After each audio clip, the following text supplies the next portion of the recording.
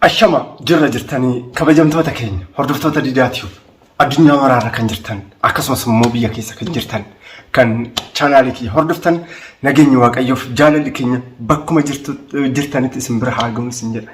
Egaa har'a kabajamtoota hordoftoota Didaatiif har'a qophii addaa kan baay'ee isin fayyadu isin qabadhee dhufeetan jira. Isin hunduu egaa chaanaalii kana warreen haaraa taatan chaanaalii kana subscribe share like godhaati. Kuma afurta mana saayinsiin jira kabajamtoota keenya. Egaa har'a jechuun yeroo dhiyoo keessatti biizinesa hatattamaan ittiin daftanii ta'u sooressa ittiin taatan jechuudha isinii qabadhee dhufee jira. Especially warreen qabeenya qabdan callistanii ta'u qarshii keessan baankii beetii keessa teessistan jechuudha. Biizinesiin kun baay'ee isin fayyada jedheetan akka yaada kiyyaa jechuudha. Isin fayyada jedheetan kan viidiyoo kana hojjechuudhaaf yaalaa jiru jechuudha. So biizinesii kana yoo hojjettan biizinesii karaa naannoo lama sadiiti. Isaan sadeenuu tokko lamaan jechaatu isin tanima. Isinumti garuu daqiiqa 10 akkanin isin hojjedha. Nuffii tokko malee haga dhumaatti nu hordofaan isin. Hojiin kun maalidha kabajamtoota keenya? Isin hunduu amma viidiyoo kan warri amma ilaalaa jirtan didhaa hojiin kun maalidha? Mee nutti mi ani amma maalidha isin gorsuufan malee wanna biraa wannan keessa haga wanna takka hin jiru garuu isin gorsuufan. Especially warra qarshii qabdan jechuu barbaadatan warra callistanii qarshii keessan baankii beetii keessatti seevii gootan osoo hojii kana hojjettan qarshii keessan jechuudha. Waggaatti ixifii argattan jechuudha. Inni maalidha? Tokkoffaa hojiin inni tokkoffaan lafa bitachuudha. Hojiin inni tokkoffaan fakkeenyaaf qarshii karaa naannoo miliyoona 3 miliyoona 4 yoo qabaatan qarshii gadaadhaanis hin jira. Inni lammaffaa seettanim lafa bituudha. Fakkeenyaaf ammoo boleettiin teenya takka yeroo dabarte Dubaay takka immoo Kuwait irraa as magaalaa Mojooti jechuudha. Lafa kaaree 160 lafa kaaree 160 jechuudha. Karaa miliyoona 1,150 akkana bittee barreen gaddaa jechuudha. Dhugaan isin jedha barana jechuudha. Barana karaa naannoo miliyoona 1,700 akkana ta'ee jira. Miliyoona 1 karaa 700 fi haga 800 akkana ta'ee jira. Maal jechuu barbaadeetanii qarshiin kun amma akkaawuntii keessa osoo isinii taa'ee karaa naannoo ji'a 7 fi ji'a 8 akkana hin ta'u gabitte obboleettiin teenya tun. Ji'a 7 fi ji'a 8 kana keessatti tirfiin ishii meeqa karaa naannoo 600 akkana jechuudha. Agartanii warreen qarshii qabdan karaa naannoo miliyoona 1,100 jechuun ammoo fakkeenyaaf gatiin barreen gaddaa ittiin bitame baran ammoo baay'ee waddalee jira dhugaa dubbachuudha. So baay'ee namatti ulfaata baran lafa bitachuudha.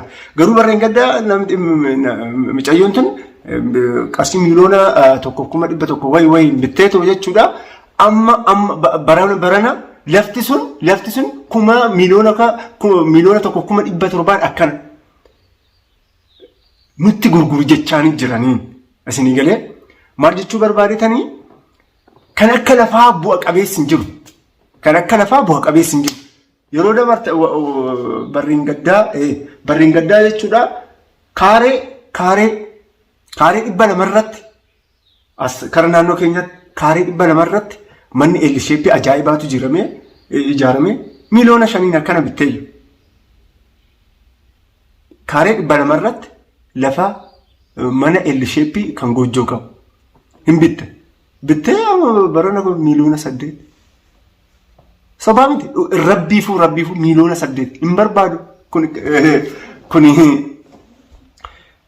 kan caalaa waddaduu danda'a waan ta'eef hin gurguramu jetteen.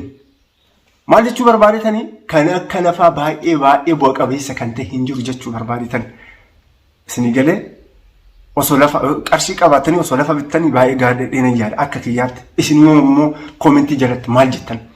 Inni lammaffaa immoo gadaabuun immoo warreen kara naannoo 400 500 akkana qabdan biizinasii kan akka fakkeenyaaf maashina daabboo bitattaniitoo yeroo dabarte viidiyoo gadhiisetan jira.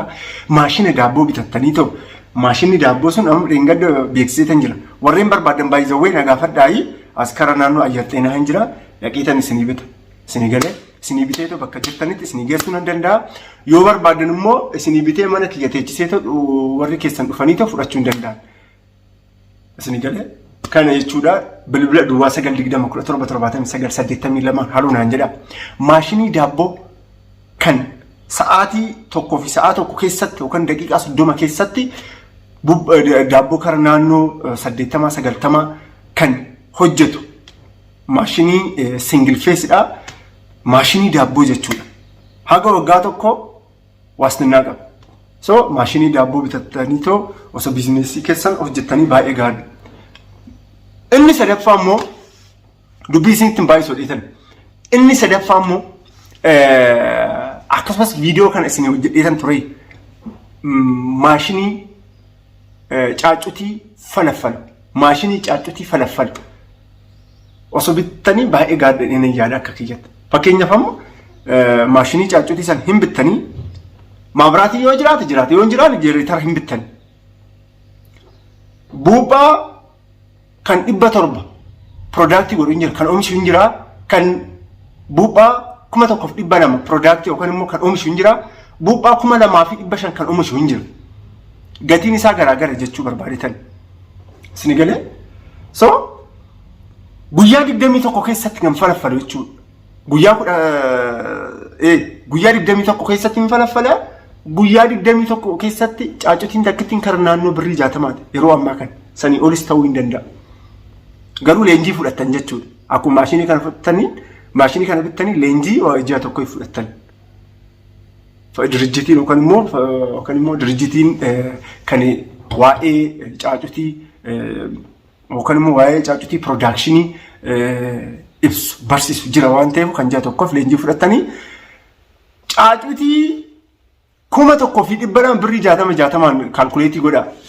Nu barbaadan kaalkuleetii isinii gochuun birrii 60 kaalkuleetii godha isinii galee kan naannoo birrii 90,000 akkana jechuudha kan ji'atti argattan kan guyyaa 21 keessatti argattan isinii galee so inni sadaffaan kana osoo maashinii caaccutii dhaabattanii osoo biizinesii kan hojjettan baay'ee gaarii speeshaalii qarshii warri qabdan jechuudha biizinesii kan osoo maal hojjennu wayya karaa keessatiin dhugaan isin jedha makiinaan aroogee meeqa didhaa qarshii meeqa come on makiinaa aroogee yoo bitatte obboleessa kee obboleettii dhaggeeffadhu waciidha wacii ofirratti dabalta malee wanta bu'aa takkan argattu yoo dandeesse makiinaa haaraa bitadhu yoo dandeesse baajaajii haaraa bitadhu baajaajiin aroogee meeqa didhaa makiinaan aroogee meeqa didhaa warra naan jettaniif isinin gorsa kee yoo dhageessan essayyo yoo dhageen obboleessi keenya barreen gaddaa jechuudha dolfinii hin bite namarraa ji'a shaniin booda motorri jechuudha hin cabe motorri keessaa jechuudha inta balaashee jechuu barbaaditan isinii gala kan naannoo 200 wayii baase jechuudha ji'a shaniin booda akkana jechuudha so wacii ofirratti dabaltan yoo haaraa bitattan bitadhaa yoo hin bitan immoo dhiisaa kaanaas bakka dhiisatti biizinesii biraa ilaala akkasumas immoo baajaajii haaraa bitadhaa yoo bitattan isinii galee yoo hojjechuu barbaadan annis otherwise baajaajii moofaa hin bitatina makiinaa moofaa hin bitatina an akka gorsa kiyya jechuu barbaade gaarii miti inni kun akka siqaayii baay'ee agartan dhugaan isin jedha rakkoo baay'ee agartan jechuu barbaadetan isa kana jechuu barbaadetanii inni biraa akkuma isin jedha tokkoffaa maali lafa yoo qarshii baay'ee qabaattan tokko lama maashinii daabboo 3 caaccutii maashinii 4 konkolaataa haaraa bitatan konkolaataa haaraa bitadha baajaajii bitadha baajaajii bitadha even if warreen dubartoonni biyya arabaa jirtan obboleewwan keessaniif yoo bituu barbaadan baajaajii haaraa yookaan immoo makiina haaraa bitaafi malee aroogee yoo bitattan dhugaan isin jedhaa siqaayii baay'ee agartanii siqaayii baay'ee jechuudha isinii galee እና ሶሪ namatti naa bilbilaa jira. Isa kana jechuu barbaadan qaxaleewwan kiyyaa mee isin yoo maal naan jettan koomentii keessan mee gadi fageenyaan natti himaayi. Gorsi kee waa'ee biraa waa'ee viidiyoo biraa yoon wantan isin hojjedhu yoo jiraate natti himuu hin dandeessanii isinifan hojjedhu waliin haasofne jechuu barbaadan isinii galee. Isa kana warreen chaanaalii kiyya kanaaf please haaraa taatan Oromoowwan kiyya please subscribe godhaayi. Karaa waggaa 4 caalii jirra 40,000 seenne amma dhugaa dubbachuudha amma kana baay'een ulfaatan jira.